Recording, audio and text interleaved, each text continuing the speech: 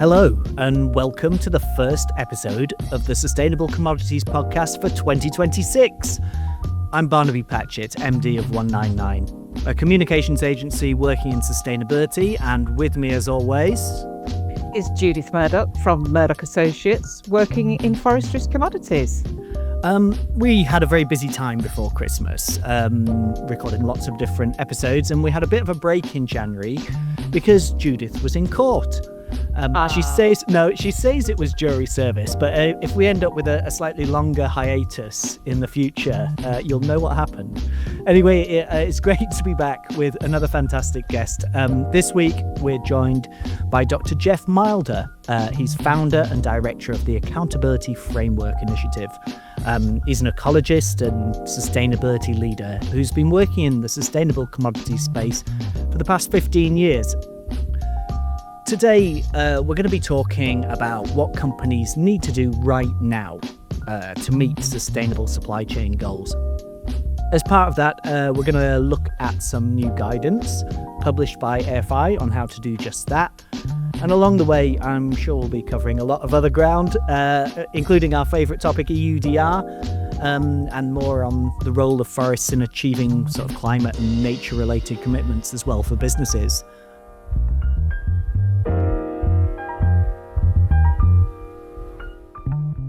Okay, so I'm going to start off with, firstly, welcome.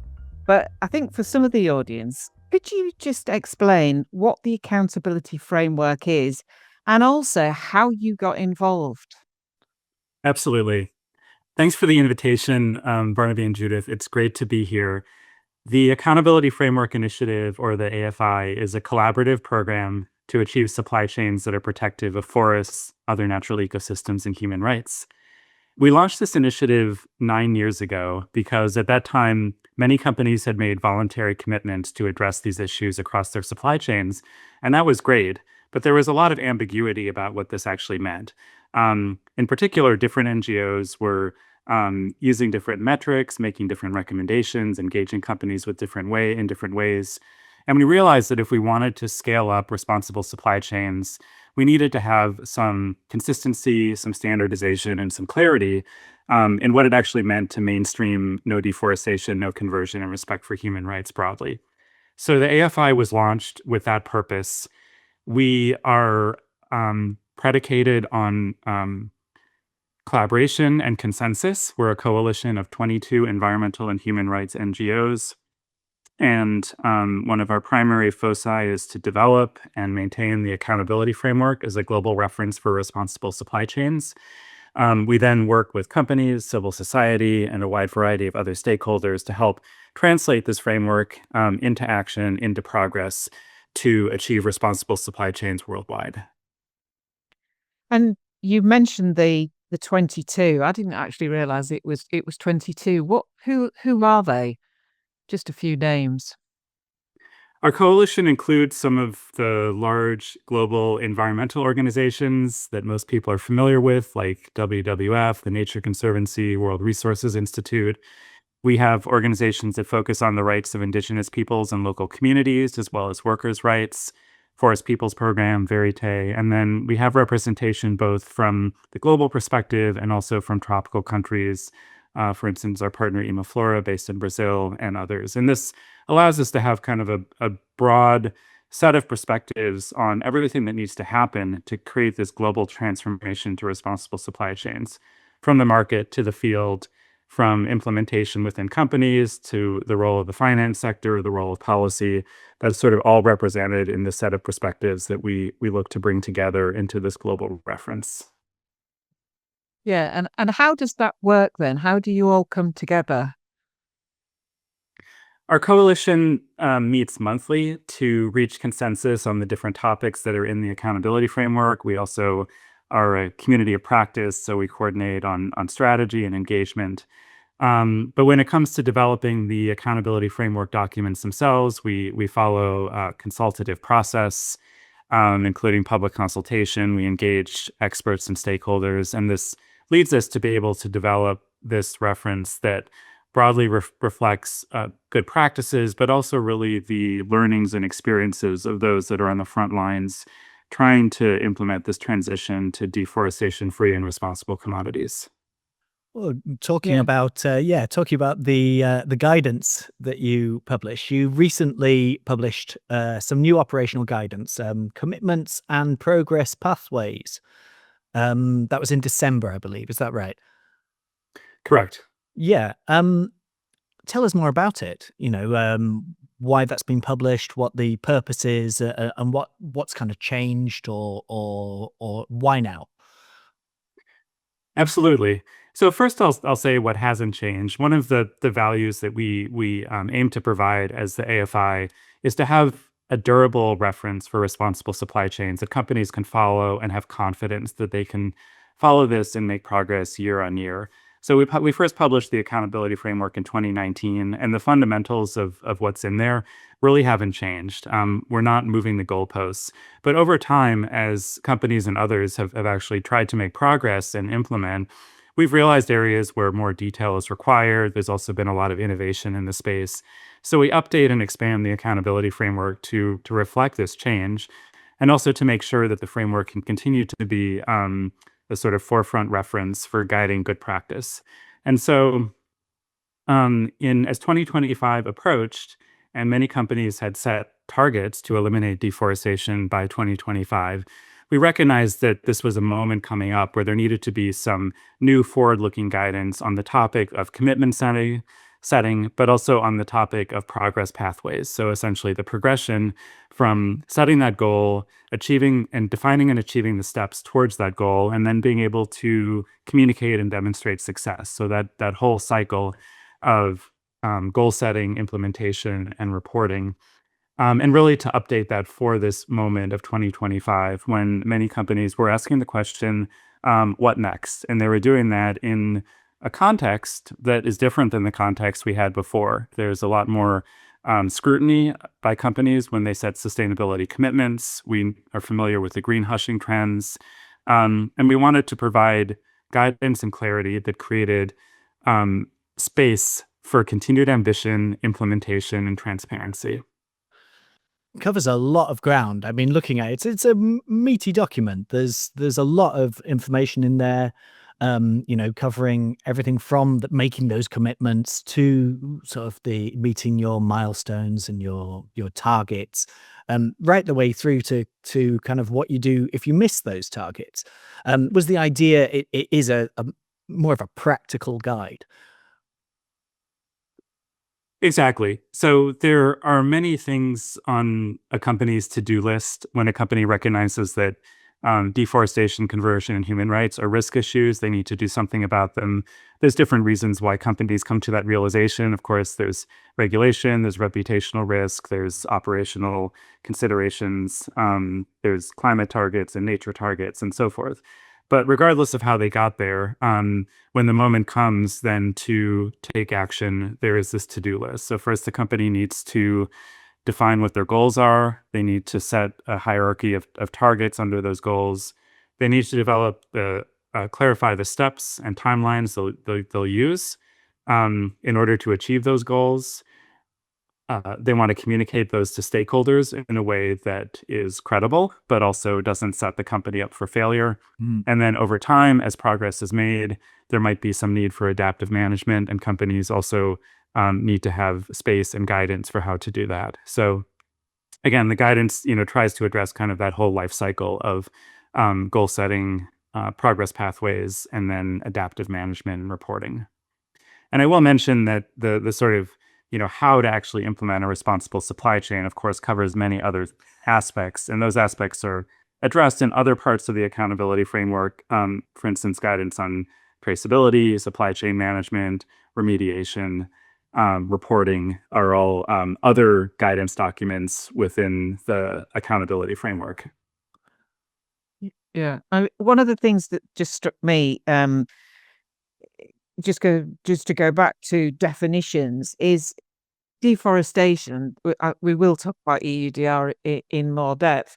Our joint experience is very much within palm oil, and when you see, say, RSPO's definition, EUDR's definition, and then just others in general, How difficult was it to reach a definition, say on something like deforestation? And do you allow it to be broad? How have you coped with that? Well, it certainly took some doing to arrive at the definition, but that's now several years in the past. And I think through that process, we were able to identify and then essentially consolidate the common ground around that definition to a point right now where, although you may see some variations in wording across different company policies, industry policies, and so forth, I think there's fundamental agreement on what that definition is. And there's a whole ecosystem that's sprung up on how to operationalize that definition through monitoring tools. And we do a lot of that work behind the scenes, engaging with partners and service and tool developers that are operationalizing that definition so that companies can take advantage of that alignment. So companies should not have to solve the problem of how do I define deforestation and how can I avail myself of some tool to monitor it. Someone else should take care of that problem. So I think that has largely been sorted. Of course, there is always new innovation in how to detect deforestation with more precision, and that's great. But I think big picture, we've achieved the clarity that's needed on that front. Yeah, I think that's a real positive. I guess where you've got the ambiguity is when you get legislative approaches versus company policy approaches. So, for instance, if we look at like as a topic, engagement versus exclusion. If you're trying to comply with EUDR, there is no redemption. There is no, you're excluding those non-compliant suppliers, or you're non-compliant. But the other potentially in your NDPE policies, you might want to engage with them to actually try and improve things on the ground or to remedy past kind of failings and bring them back into the fold. How do you manage that battle? How do you decide whether to kind of cut a supplier or stick with them and help to improve? Well, as promised, yes, EUDR has come up sooner than later. Can't help myself. I'm sorry. No, that's fine. I think it's helpful to recognize what EUDR is and what it isn't. What it is very straightforward. It's a set of rules for when product volumes can be placed on the EU market. So in that regard, it's very objective, it's very specific, it has very specific information requirements, and it addresses that one particular aspect of when can you place materials on the EU market. What it isn't is an overall management system for a supply chain. The accountability framework provides more of an overall management system for a supply chain. And that recognizes that over time, a company is going to add suppliers and shift suppliers, and there will be problems on the ground, and you need a way of dealing with those. So the two, I think, are quite complementary. What I would say is that if a company is following the accountability framework, if it's using the accountability framework, that is a good way to set up a long-term set of management systems that will position the company very well to fulfill EUDR. That being said, on the point of engagement versus exclusion, as you said, the EUDR does not have a route for a company to purchase materials from a non-compliant supplier. In fact, if there's been deforestation after 2020, there is no route back to compliance. Within the accountability framework, we are more flexible. Generally, we recommend an inclusive approach to sourcing and to addressing noncompliance. And we can dig into that more if you'd like to go in that direction, because there's, of course, layers of nuance there. But I think that's broadly an important distinction. Yeah, I mean, one of the things that when you're thinking about the accountability framework, so just to say, Murdoch Associates is a partner. We are only very small, and we're working with a couple of our clients who are quite, far down the supply chain. They're not big purchasers of, but one of their biggest problems is they don't know everybody within the supply chain. So traceability is difficult. In palm oil, they can get that through RSPO, but that's not the same, say, with soya. So their concern is, who are we buying from, and how do we describe that? So to that point of compliance, what would you say to somebody that's, maybe 3 or 4 stages down from actual growers, and how to use the accountability framework with that in mind about compliance and inclusive, I can't say it, inclusivity, that's terrible, of smallholders, for an example? Right. I think there's maybe two aspects to that that are worth highlighting. One is the point about where a company, say, is further downstream. They might have multiple tiers of suppliers. They don't currently have the information they would need to know what is the actual origin of their products and the compliance status, what's going on the ground. And that's where the concept of progress pathways is really important, because there is going to be a pathway towards improving level of traceability. And why does traceability matter? It's not an end unto itself. It's a means to an end. It's a means to learn more about the origins and impacts of your sourcing so that you can do something about it. And so in that regard, progressively improving traceability to get more information and to know who and how you need to engage to address problems and risks is the purpose. And so where you can trace all the way back to individual farms, that gives you one level of information, being able to engage potentially at a high degree of specificity. But there can also be a lot of value in tracing back to intermediaries, where you can then assess what's going on within their supply shed and take appropriate measures at that level. So if you look at some of these more complex supply chains like palm oil derivatives or soy embedded in animal feed, companies are pursuing those approaches, and the accountability framework provides a good amount of guidance on that. But it's also a space where there's a lot of innovation, and especially by some of the downstream buyer organizations to really understand what those pathways look like. From the standpoint of smallholders and noncompliance, there's kind of another dimension to this, which is it appropriate for a buyer to continue purchasing materials from a supplier that might not be fully compliant? And we see many examples of this. For instance, in the cocoa sector, child labor is a very entrenched problem. It's difficult to buy cocoa from West Africa from regions where there is not some child labor. So generally, the consensus, and I think this is well founded, is that companies should not leave those areas and go to, say, a different country where there might be less child labor. That doesn't help address the problem. Rather, they should be pursuing actions and investments that address the noncompliance. With deforestation, there can be analogous situations as well. You might have a plantation company that has some post-cutoff date deforestation, but they're in the midst of a remediation process. And so there could be valid reasons for a buyer to continue purchasing.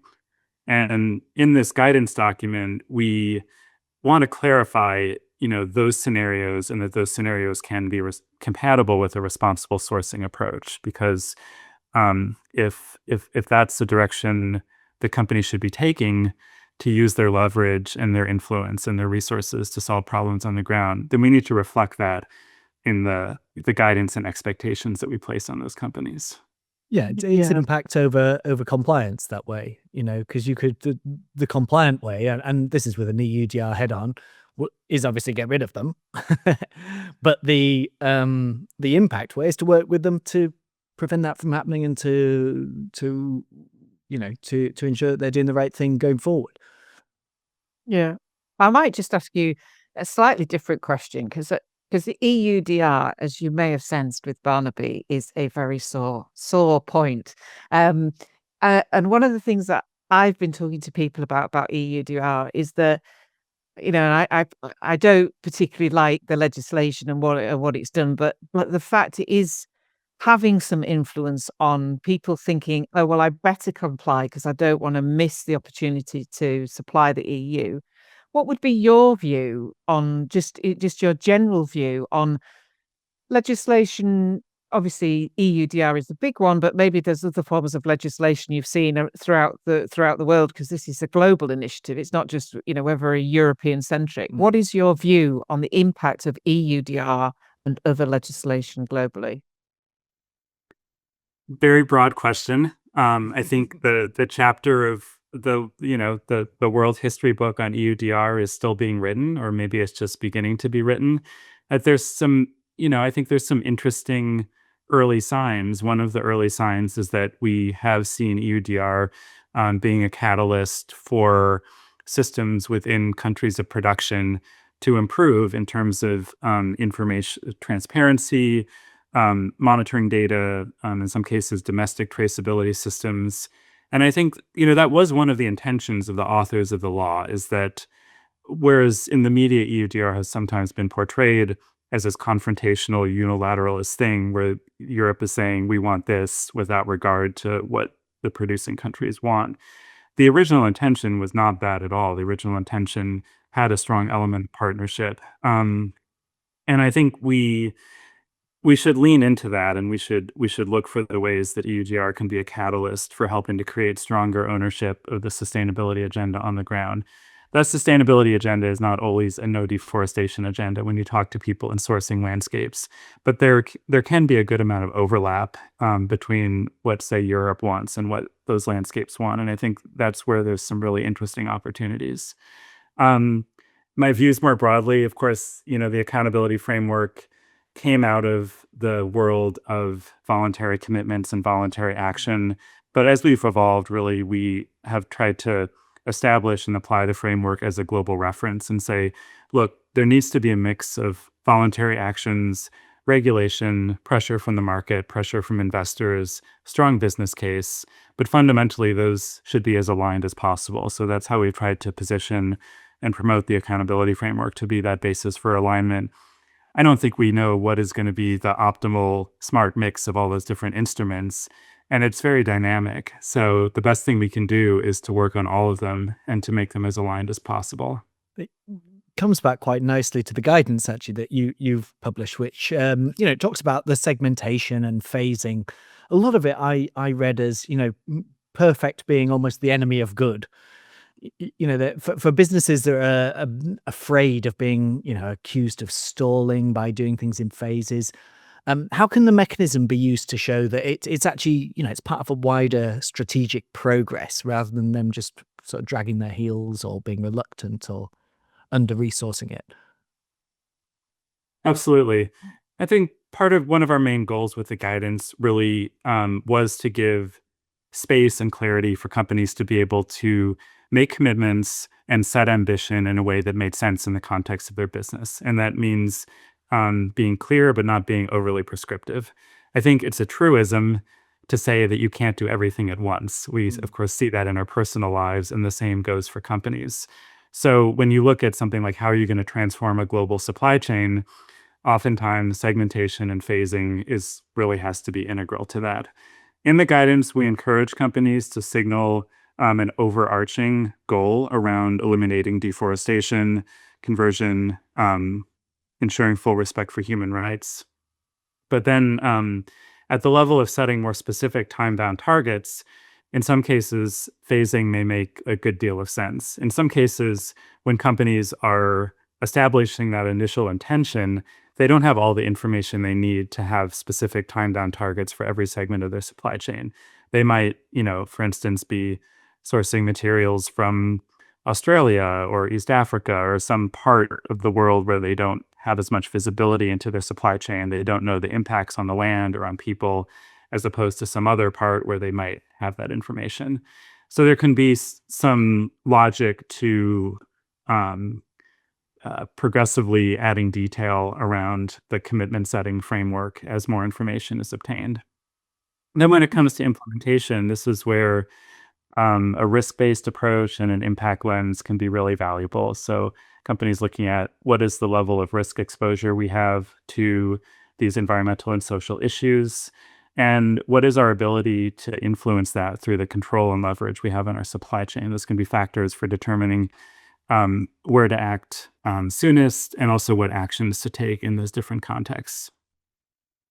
Yeah, and I think that certainly one of the things, and you touched on it earlier, is about greenwashing. And again, what are your thoughts about, again, how companies avoid greenwashing? So not having that marketing spin with all of this, but very clear. Have you got any guidance specifically on trying to avoid it, whether it intentional or unintentional? What are your views? The guidance provides a fairly large set of parameters for what constitutes a strong policy. And the idea there is that, we're not trying to hide the ball. We're making it clear to companies what we think good looks like. And we're also encouraging companies, investors, business partners, stakeholders, NGOs, campaigners, et cetera, to use those same parameters.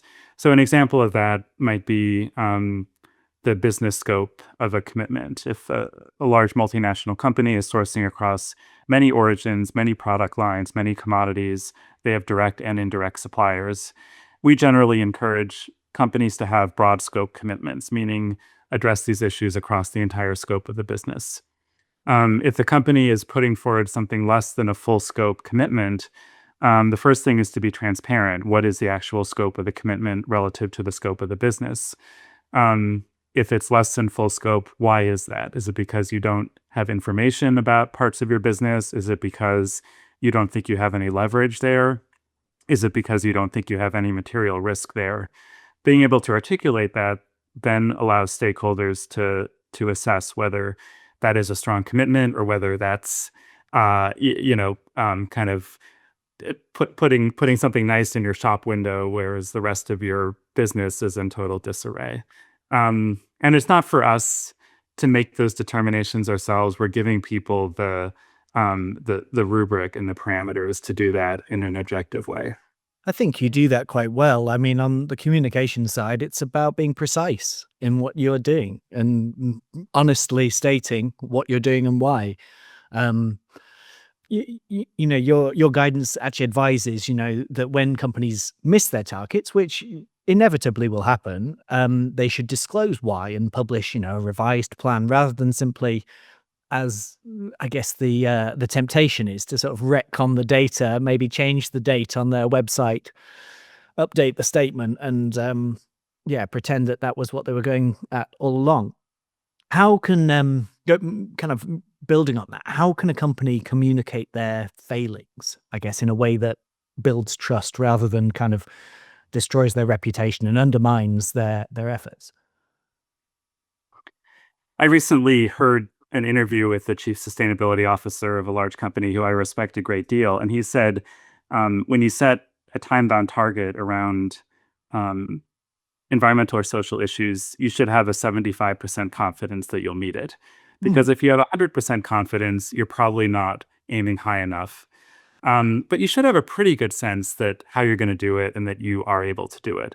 So what that means is that there will be some companies that don't fully meet their target if they've been ambitious enough in the first place. And so we want to give companies space to be ambitious, and also the sense that there's a way that they can maintain credibility in the event that they don't, so that the benefits of being ambitious are greater than the risks.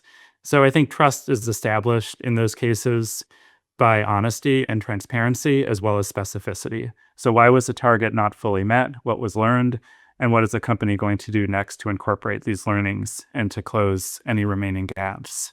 And in the guidance, for instance, we do have a sort of template or heuristic for how companies could report on their progress, gaps, and next steps in a way that would help convey that confidence and trust.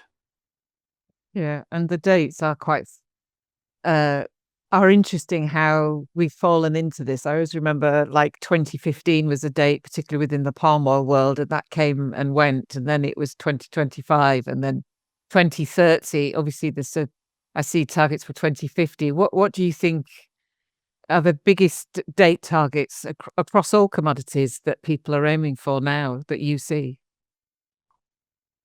One of the learnings that we brought into the development of this guidance was that if you focus exclusively or too much on these big round year targets that are several years out into the future, you're probably going to fail, because when you set the target, it seems like a lot of time. And then the target approaches, you say, oh, this is getting tight. And then the target's upon you, you say, oops.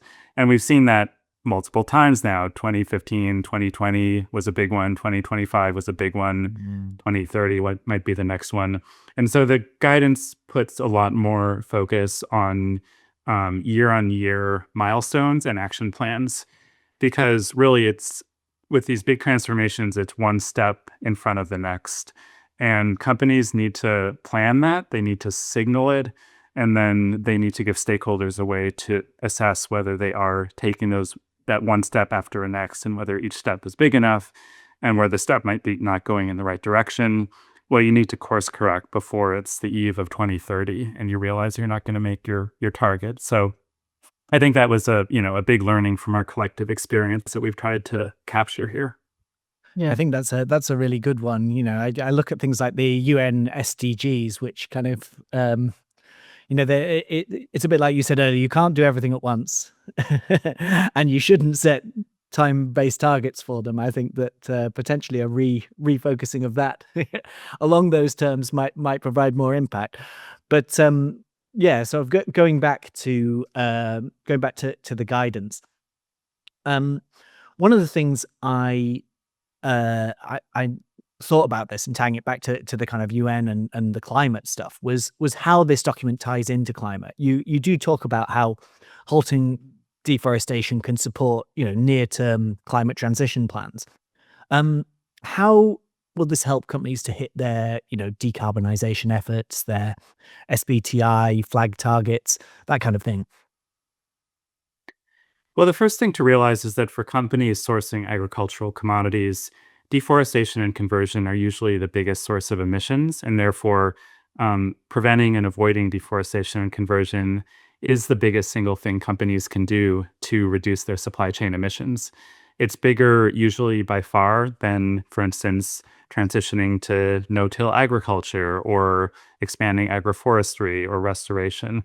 And last year, we conducted an analysis with a partner at Astra, which does modeling of emissions and supply chains, and with some very interesting numbers around this. So if you look at the Brazilian soy average sourcing, land use change emissions are 2/3 of total emissions. So over the scope of its entire sourcing footprint, a company could have those land use change emissions if they adopted the practices we recommend around eliminating deforestation and conversion. With palm oil in Malaysia, the figures are even more stark. So that's a key point to recognize in terms of where to focus investment, where to focus strategy. Deforestation and conversion is really a controlling factor. Procedurally, for companies that are setting climate targets under the forest, land, and agriculture part of SBTI, the so-called flag targets, there is a requirement that those targets include a no deforestation target, and that is in recognition of the overwhelming importance of land use change. And SBTI recommends that those commitments be in line with the accountability framework. More broadly, we've worked over the years with SBTI and also with the Greenhouse Gas Protocol to create kind of an integrated architecture of how companies can manage jointly for elimination of deforestation and conversion, fulfillment of climate targets, and then reporting and accounting on supply chain emissions in line with reporting and disclosure on no deforestation. So we have some documentation on that on our website.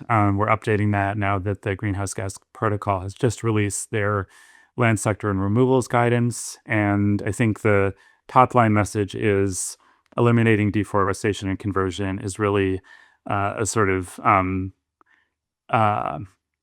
kill multiple birds with one stone kind of strategy in terms of addressing risk and impact across multiple goals.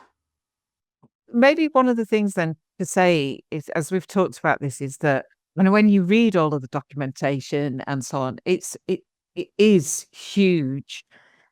And if you are a company that just wants to get going and maybe cherry pick something to get you going, what would you suggest that a company that's trying to do its best, but is now beginning to recognize that that the accountability framework has been referenced by various stakeholders around it, what would be the best place to start within the accountability framework? The best place is to establish goals and policies at the company level. So understanding what the company's ambitions are, being able to tie that to the company's business, and then documenting that publicly. That provides the foundation for action, for embedding within the company, and then for monitoring and reporting progress over time. In addition to this guidance that we just published, we also have a how-to resource on how to write a strong, responsible supply chain policy. That includes a bit more of the sort of steps of going through that, doing the analysis, some of the internal engagement within the company that precedes actual publishing the policy, by first kind of building that internal buy-in and making sure that the policy is reflective of where the company wants to go and what it's able to achieve within a given time frame. Yeah. And would you say, just again as a general view, your own personal view, do you think that you're shocked about the amount of businesses that don't have a policy, say, on deforestation, or do you think actually most people are heading in the right direction when they're dealing with forestry commodities?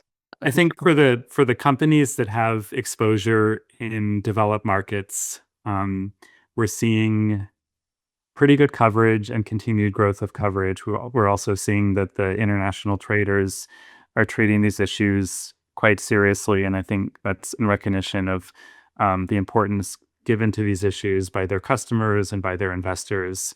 Um, Over time, I think in order to expand the focus on no deforestation more broadly, we'll do well if we can link that as closely as possible to other business drivers, essentially to make the business case as broad as possible.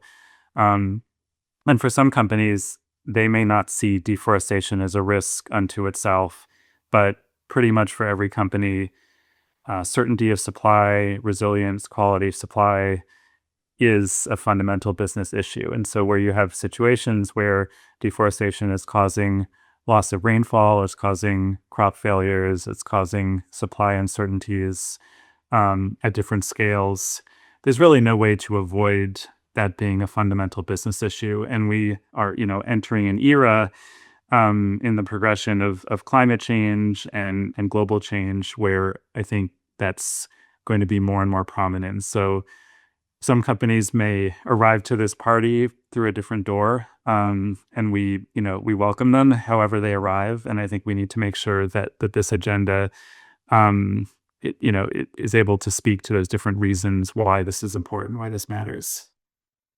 Yeah. And then this is a difficult question coming up. Drum roll. Please say that you won't answer it if you don't want to. But what what would you say is a very rough estimate of the percentage of the uptake of the accountability framework? So we've tracked about 650 companies applying the accountability framework in different ways. One of the main ways that we promote use of the framework actually is by embedding it into other sustainability standards, guidelines, reporting systems, even public policy. So if the accountability framework is completely invisible to people, that is not a problem to us. Our aim is that these, a main reason we exist is to promote alignment. So when that alignment is embedded in different ways, we consider our job to have been fulfilled because that alignment is so essential when we're talking about global business. And so a lot of, I think, our biggest wins are, we've been able to embed no deforestation, responsible supply chain management, into the global architecture around climate and nature targets, into different industry standards, into major reporting platforms like CDP, disclosure standards like GRI. Of course, there's a lot of regulations in this space as well, and we and our partners engage in those. So we don't need to be in the headline. We are happy to be in the background where that's the best way to drive change. Yeah. And how big's your team? There's 10 of us. 10. It's quite an achievement. Been 10. I know you've got your partners, but it's quite an achievement when it's quite a core team of 10. Yeah. Thank you. In it for the impact, not for the plaudits. That's the that's the way Yeah. to do it. Well, I think that sounds like a nice place to kind of end. Jeff, where can people go to get hold of the latest operational guidance? The whole accountability framework is free and available to anyone. Our website is accountability-framework.org. So you can access all the materials there. In addition to the framework, we have a lot of how-to use resources. You can access our e-learning platform, and we have a lot of interesting news and blogs and things like that as well. So certainly encourage folks to check that out. Great. Well, thank you very much for joining us. I encourage everyone who listens to go and give it a look. And thank you for listening to the Sustainable Commodities Podcast. Thanks very much. Bye-bye.